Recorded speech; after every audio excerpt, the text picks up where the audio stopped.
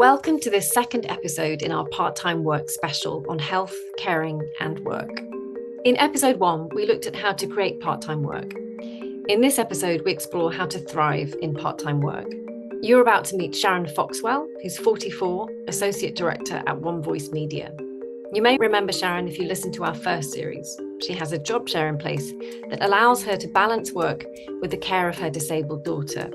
Russ Reed-Barrow is 42. He's the commercial lead at the PR Network, a virtual PR agency. Russ has been at the PR Network for 15 years. And finally, Mark Webb, 56, who was head of communications at Dixons Carphone when he was told he had multiple sclerosis. His employer reacted immediately, set big changes into effect in terms of his working pattern. Let's hear from him first. I was diagnosed with multiple sclerosis in relatively quick terms, sort of 3 to 4 months. I took 2 weeks off to cry, to cuddle my wife, to cuddle our first son. And by the time I came back, the team around me had all done their research into MS, both what I might be facing on the physical side and what I might be facing on a psychological side. And they were just wonderful. My name's Sharon. I am an associate director in a PR consultancy, and I'm also a parent carer to a child with complex needs.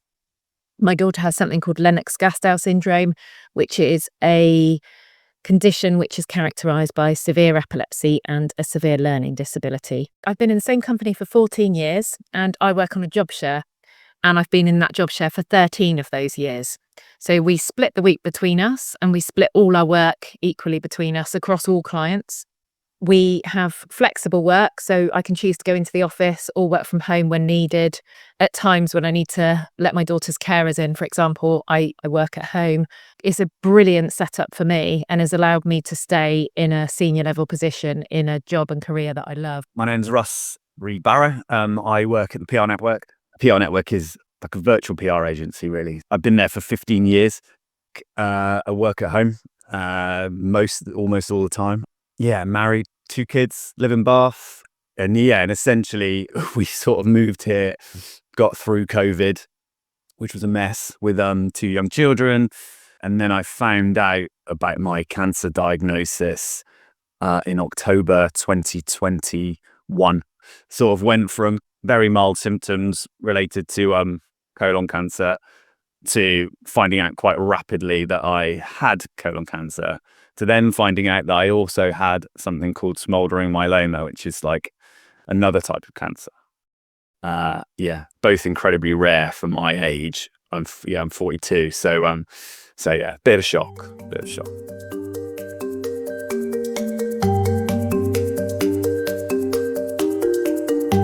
So the way that I manage a relationship with my employer is that we have set hours and set days between us that we've chosen that work for us. And we do have a crossover day every fortnight. But a lot of my communication is actually directly with my job share partners. And certainly with the company, if I need to, if I have an appointment, I can say, actually, I need to work from home that day. I need to fit that appointment in and I will flex my hours around that. And we actually have that policy across all of our employees. So this isn't particularly tailored to me. We are a very progressive company. And I think particularly for a small business, in a regional small business, we're very progressive. And so we have the leadership of our company is very much wanting to make sure that everyone has a chance to be their very best selves at work. And I think what comes with that is a flexibility. And right now I'm having chemotherapy. In the last 3.5 years, I've had chemotherapy, a small amount of radiotherapy. I've had liver surgery, bowel surgery, lung surgery. So lots happened over that time.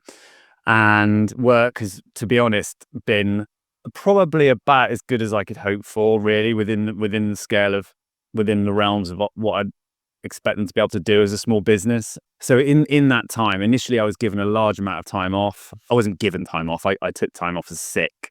Most of that, a good chunk of that, I think 3 months was on full pay. I was working 5 days. I dropped to 4. At one point, I dropped to none. I increased to 2 days a week at one point, then 3. And now currently I work 9 days in 10. So basically I get every other Friday off, and I work in theory, I work a longer day because I'm having chemo at the moment, which is a 2 weekly cycle. So that adds complexity because I'm in hospital every other Tuesday. I then have a week of feeling rough, and then a sort of better week. And my work, to be honest, has allowed me really to tailor my weeks around that. We allow everyone to advocate for themselves, talk about what they need to make it work, and then and we work around that. But what we end up with, I believe, is a very motivated workforce, because people are given trust and responsibility, but also want to, I think when your employer looks after you, you feel motivated to repay that, even though there's no expectation of that.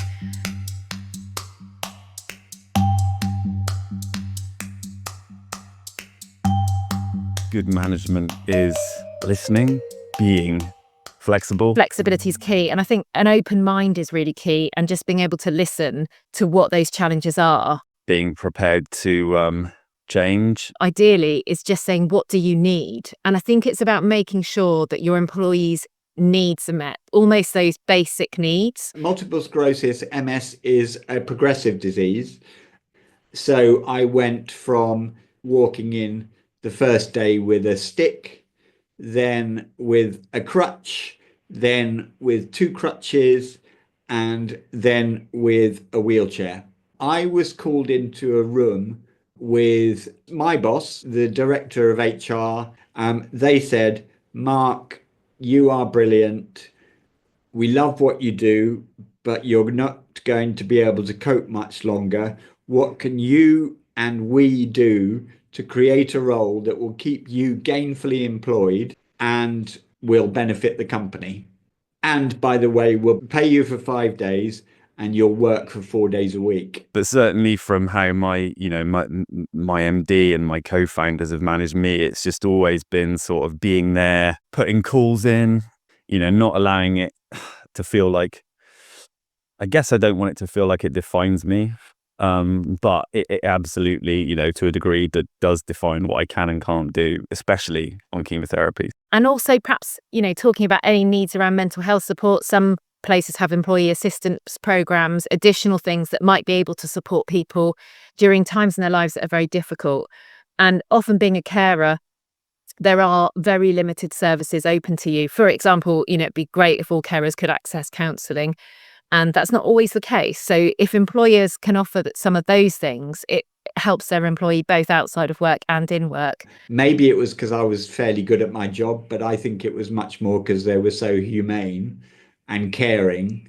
And I burst into tears and had to go home and rethink my life and rethink what I would like to do. Just trying to have a very open mind about it, I think, is really beneficial.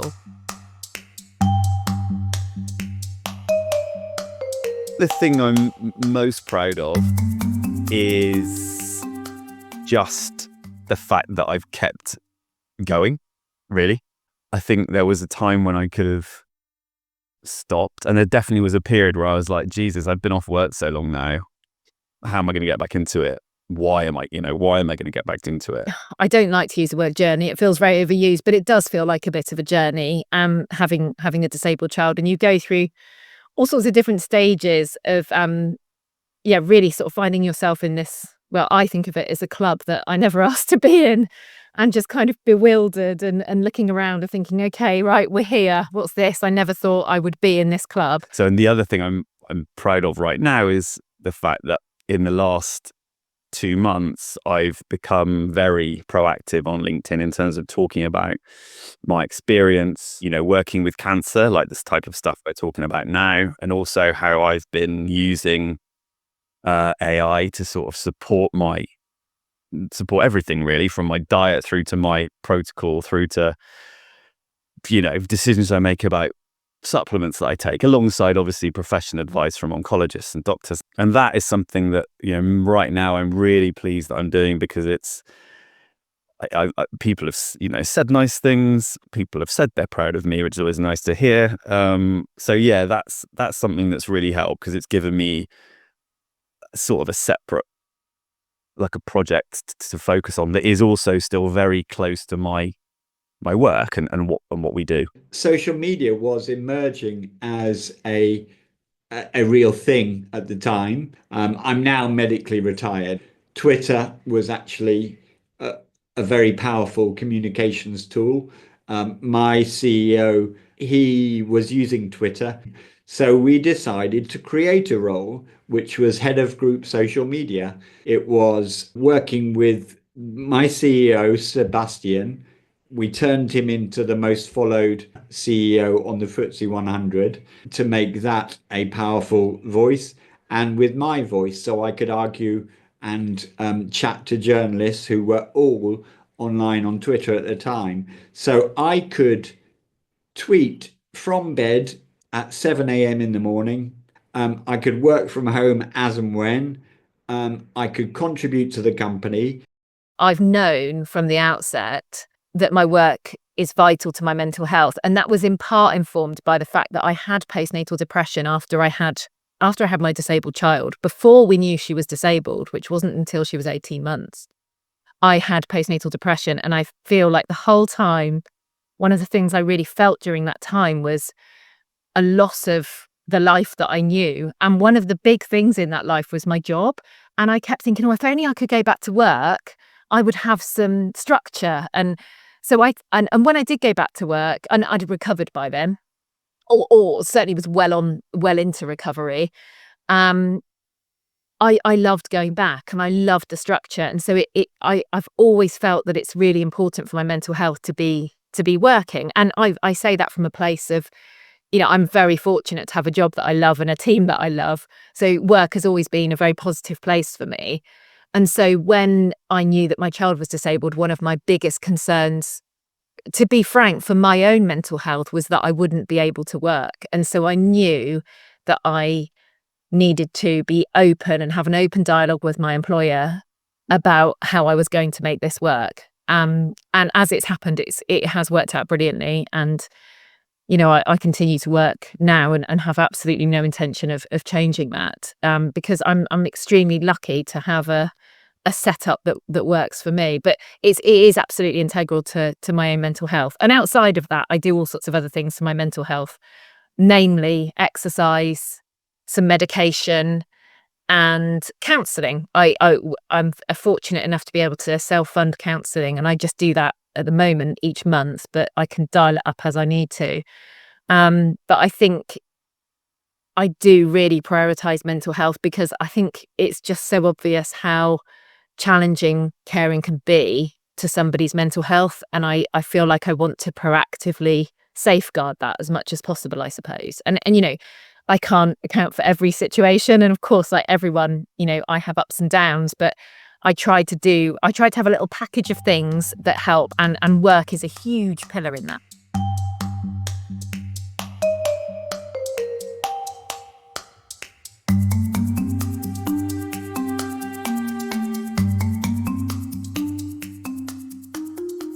Just as the company managed my MS day to day. So I wasn't required so much to be in meetings, but if there was a day when I had started the journey to work and felt myself wobbly, I would turn around and go home, and I would social media from bed or from the sofa. Managing the unpredictable things, it is, keeping an open dialogue is really important. And certainly for me, I found it really helpful to have regular catch-ups with my manager.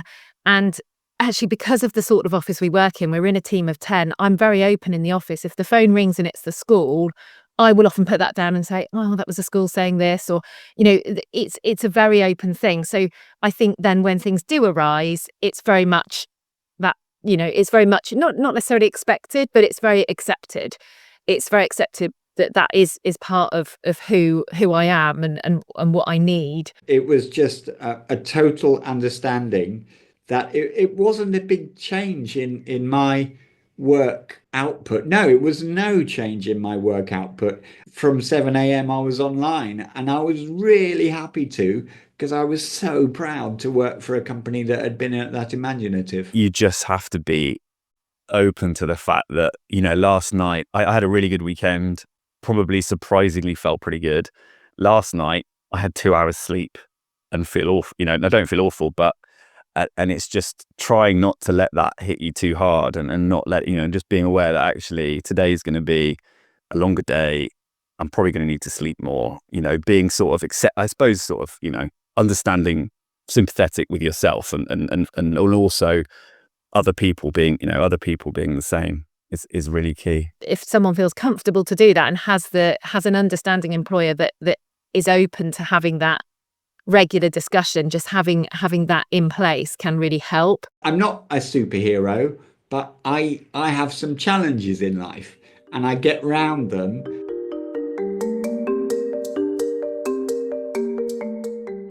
I do think there's a growing awareness about caring and what that means for individuals. And I think that's probably helped in part by social media. There are some fantastic charities such as Carers Trust, Carers UK, that advocate on behalf of carers. What has helped is the move towards flexible working. It lends itself really well to people that do have other responsibilities. And I think people, through being given a chance to work flexibly, are then able to prove that it tends to work very well for the business as well.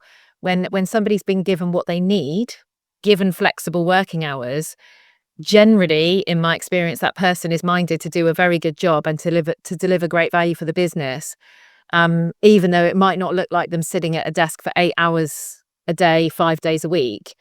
They can still be extremely effective employees. So yeah, I think there's a growing movement and awareness around carers and what is needed and what needs to change as well. Although there is, without doubt, there is still a huge long way to go, and there will be a big variety in terms of what employers get it, what employers have the agency and ability to make changes quite easily. And I'm conscious, I have a great employer, but also we're a fairly small business, so we can be quite nimble. And then there are some other big organisations that actually need sort of perhaps structure change or organisational change or culture change. And I know that there are some carers who actually who do consultancy work with businesses to help them understand what carers need. So there are people that have gone out and do that with businesses. So if businesses and organisations are willing to listen, the knowledge is there. There are people wanting to talk to businesses about what they need to do. I'm afraid we have currently taken a step backwards rather than a step forwards. It was always going to be ups and downs in the progress to a more humane, DEI-centric society. But currently we are in a big dip. I think the companies that stand out are the brave ones. We're in a tough phase, and the companies who are afraid to stand up are missing out on consumers and employees, and brilliant consumers and employees. A few things are happening at my own work, like we've signed up to the Working with Cancer initiative. My work is in the process of actually, we've signed up to lots of different initiatives to support people and I think that's probably, it's partly because I work with people that are thoughtful and we're a nice business, but it's also because of what's happened with me and an awareness of the fact that these things do happen. So I think there's more routes in, and there's more ways for businesses to help themselves. I guess a lot of it's just down to the individual businesses and the owners and the boards and how they run it. So you're in the club that no one asked to be in, as Sharon described it, either as a carer or because you're grappling with your own chronic health condition, and you are choosing to carry on working or having to. How can you maintain and even thrive in your job when life happens? One real takeaway from listening to Russ, Sharon, and Mark is that everything is in flux after a diagnosis, and that what good managers do is to keep listening and listen closely. We heard from Russ that having time to deal with a diagnosis or a change in your condition is key. And from Sharon, we heard that when a diagnosis occurs, this often comes with a change in identity, whether for you or a loved one. And for those who are in work, that can be part of our identity that stays, and that can be a lifeline.